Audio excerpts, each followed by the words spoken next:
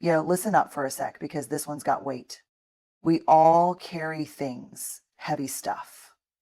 Words we shouldn't have said, things we should have done, regret that clings to the back of your throat when it's quiet. You know what I mean. The past, it's a tricky little beast, always lurking, always whispering, you messed up. But here's the deal. The past ain't a prison, unless you let it be. See, forgetting the past doesn't mean pretending it never happened. Nah. It means you stop letting it own you. It means you take that fire, those mistakes, that heartbreak, and you don't sit in the ashes. You rebuild, you grow, you take the lesson, and you leave the wound. That's real power. You don't got to erase your story. You just need to stop rereading the chapters that don't serve you anymore. Let it go, not out of weakness, but out of strength. Because when you let go, you make space. Space to breathe, space to rise, space to write the parts of your life that actually matter. Every stumble taught you something. Every burn made you wiser. So yeah, you might have been broken, but now you've got edges sharper than steel. And there's beauty in that. There's power in the fact that you kept going. So stop digging up what's already buried. Stop asking questions to ghosts that don't talk back.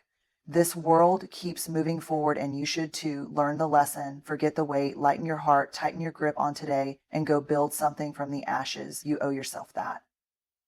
There's this thing about the past. It's got hands, cold ones, and it loves to grip. It'll wrap itself around your neck, your ankles, your heart, whispering that you'll never outrun it, that what you did, what happened to you, what you lost defines you. But that's a lie, a clever one. The past is real, yeah. But it's not the architect. It's just the blueprint. You're the one who decides what the building looks like. People act like the past is a sentence carved in stone, like it can't be changed. But here's the truth. It's not about changing the facts. It's about changing the meaning. You don't erase what happened. You evolve because of it. The pain, the mess-ups, the bad decisions, the hurt, they're not there to haunt you. They're there to mold you, to give your life texture, depth, character. Like, yeah, you've been through stuff. So what? That means you've got stories in your blood. That means you're not some blank slate. You're layered. You're seasoned. You've got grit. But what most people do is let the past chain them. They replay every wrong turn like it's a movie on loop. They let shame take the driver's seat.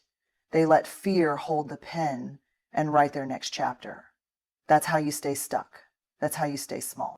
When the past tries to hold you back, remind yourself it's not the jailer, it's the teacher. And teachers don't hold you hostage, they prepare you for what's next. So take the lessons. Take the scars, wear them like armor, not shackles. You know what's wild? The way people treat their mistakes like death sentences.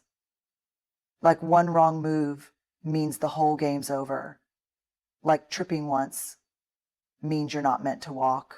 But that's not how life works, and it sure as hell isn't how growth works. Mistakes aren't proof that you're broken. They're proof that you tried. Proof that you stepped out, took a swing, lived. And yeah, maybe you missed. Maybe you hit the wall instead of the mark. So what? That's where the real learning kicks in. Mistakes don't come to destroy you. They come to wake you up.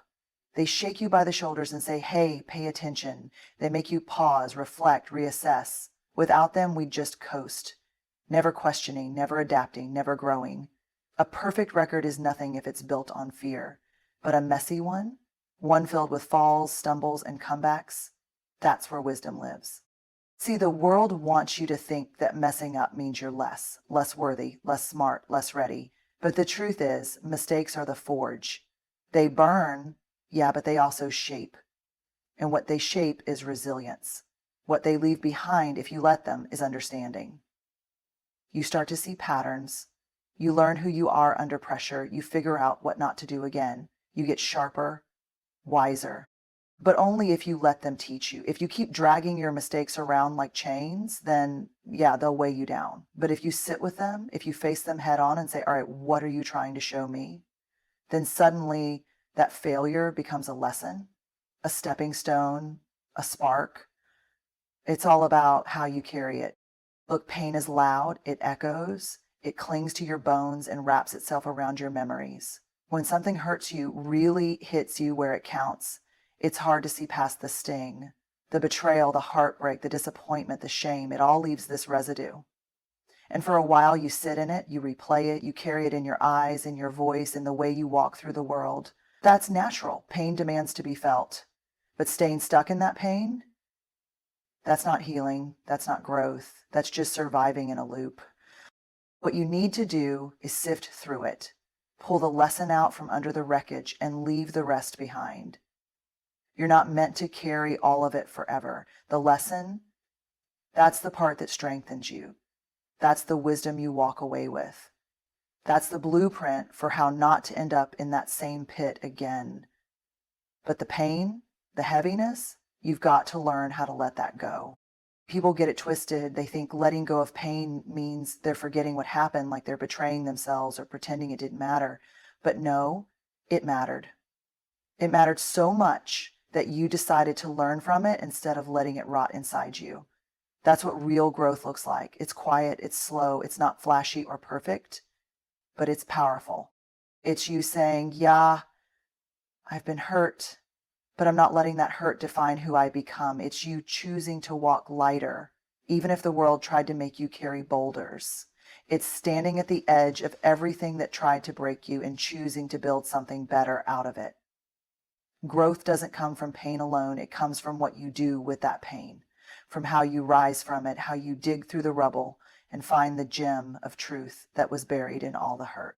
We talk a lot about forgiving others, letting go of what they did, moving on, making peace.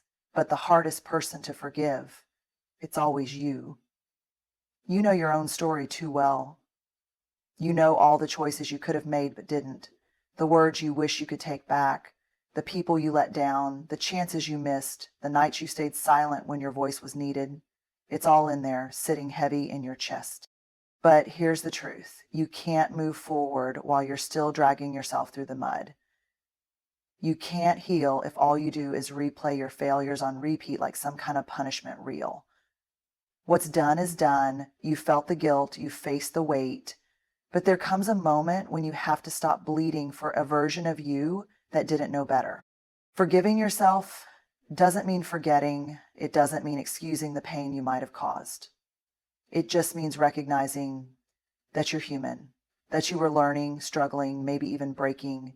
And even then, you were doing your best with what you had, with who you were.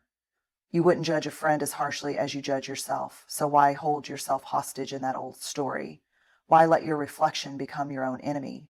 When you finally sit with yourself and say, yeah, I messed up, but I'm still worthy, that's when something shifts. That's when the air clears. That's when the weight starts to lift, piece by piece, because forgiveness isn't about erasing the past. It's about setting yourself free from it. It's about loosening the grip shame has on your throat and finally breathing again. You can't build something new if your hands are still full of regret. You've got to release it, not because you don't care, but because you do. You care enough to want to grow. You care enough to say that chapter doesn't define my whole book. And that kind of care, that's power. That's courage. That's the moment everything starts to change. If you ever try to run with a 100-pound backpack strapped to your shoulders, that's what holding on to the past feels like. Every memory that cuts deep, every grudge you cradle, every what if and should have and why did this happen to me, those are the bricks weighing you down. And yeah, they feel familiar. Comfortable even. Sometimes pain becomes a place we live in because it's easier than stepping into the unknown. But the price you pay, it's your now. It's your next. The past has a way of blinding you. It puts a filter over your eyes so that even when something beautiful shows up in front of you, you don't see it for what it is. You see it through the lens of what went wrong before. You start expecting the same heartbreak. You second guess the good stuff. You sabotage opportunities because your wounds convince you that you don't deserve them. And all the while, life is moving on. The sun keeps rising, the world keeps spinning, but you're stuck in rewind. When you cling to what already happened, you miss what's happening right now. You miss the people who care about you now, the chances you have to grow, to laugh, to start over. Those chances pass by while you're still having conversations in your head with ghosts that aren't listening. You hold tight to what hurt you, but in doing that, you're giving it more power than it ever deserved. And the worst part, the future that's waiting for you, yeah, it starts to fade. Dreams get smaller. Confidence shrinks. You stop imagining more for yourself because you've convinced yourself you're defined by the damage. But that's not truth. That's fear. That's trauma wearing the mask of logic. You weren't made to live in rewind. Life is not a loop. It's a journey forward. And the longer you keep your eyes glued to the rearview mirror, the more likely you are to crash into what's coming. You've got to learn when to let go, not to forget, but to finally make space for something better, for peace, for joy, for the kind of life that's not haunted by echoes, because the past is done talking. It's time to listen to what the present's trying to say. Your story is sacred, all of it. The good days, the heartbreaks, the chaos, the quiet victories no one ever saw. Every scar, every choice, every broken moment, they made you. They gave you depth. They shaped your voice. And yeah, they matter. They deserve to be honored, not erased. But there's a fine line between honoring your past and being trapped by it. You're allowed to look back and say, that was real, that was hard, that changed me, but you're not required to carry it like a name tag that says, this is all I am. See, your story explains where you've been, but it doesn't get to decide where you're going. You're more than the worst thing that ever happened to you. You're more than the mistake that keeps echoing in your head. You're more than the title people gave you when they didn't understand your journey. The world loves to put people in boxes, to label them by their past, to say, oh, that's the person who, but you don't have to stay there. You're not required to keep playing a character in a story that doesn't serve your soul anymore. There's strength in honoring your journey, owning it, standing tall in it, saying, yeah, that was part of my path. But worth isn't built on your track record. It's built into you. You were worthy on your worst day just as much as you are on your best. Nothing you've done, nothing you've been through can change that truth. You don't have to hide your past to grow. You just have to stop letting it hold the pen. Let it be a chapter, not the title. Let it be something you learn from, not something you shrink for. When you carry your story with grace, without shame, without letting it rule your every move, that's where real freedom starts. That's where self-worth starts being a question and starts becoming a fact. Not because you've been perfect, but because you've been real. And real will always be enough. We're taught to hold on, to grip tight, to keep fighting for what once was, to prove something to the world, to ourselves. And somewhere along the way, we start thinking that letting go means giving up.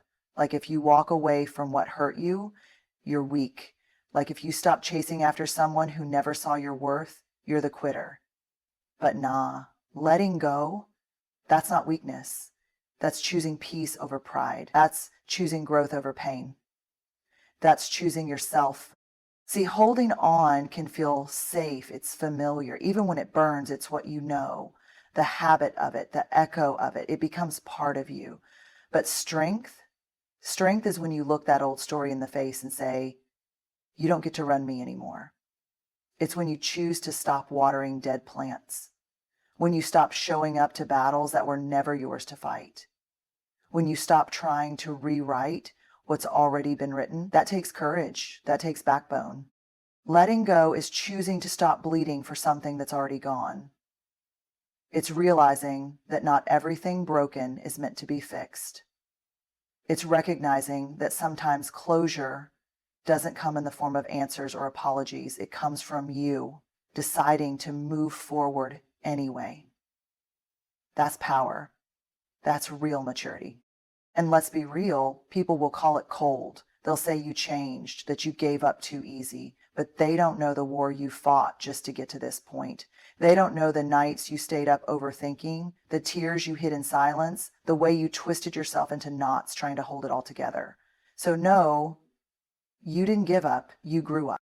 You learned that protecting your energy matters. You learned that walking away isn't abandoning, it's choosing to survive, to thrive, to take back control of your own story.